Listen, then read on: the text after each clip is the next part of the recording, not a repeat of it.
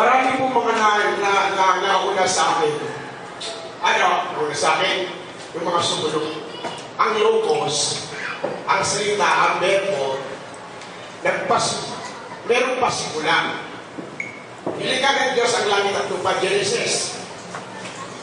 May pasimula na. Okay, yun ang logos. Sa Biblia, yung salita na yan, na logos na yan, wala pang tinatawag na pasimula, naroon na ba siya? Kasi ba, ang iniisip na nila sa atin, yung tinatawag na logos ng pasimula. Tama ho? Ng pasimula. Yan ang salita. Yan ang tinatawag na verbo. So, ito po ang bahaya. Sususukan ko lang kanina ako. Pasilin po ninyo, ang tinatawag na logos, wala pang pasimula. Nailabas na siya. Pasilin po ninyo, kawikaan. Meron na po ko papasin dito. Ito ha. Bakit po doon sa pagpapauna ko po,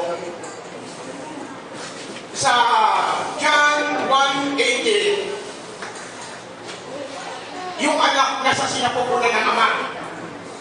So dito, ang sabi rito, sa 8:20-23, inari ako ng Panginoon. Ito, sa pasimula ng kanyang lakad. Bago pinasimulaan ang kanyang mga gawa ng una, ako'y nailabas. Wala pang burol. Nailabas na siya.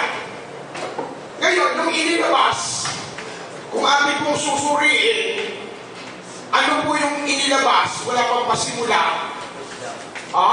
Tinignan ninyo. Dito po sa 30. Ninyo, ito sabi, yung inilabas, nasa siping nga niya ako. Nasa siping niya nga ako. Sino yun? Yung salita. Yung logos. Wala pong tinatawag na pasimula. Nandun na pala mismo siya nagsalita Yung anak mo mailabas nasa siping niya nga ako.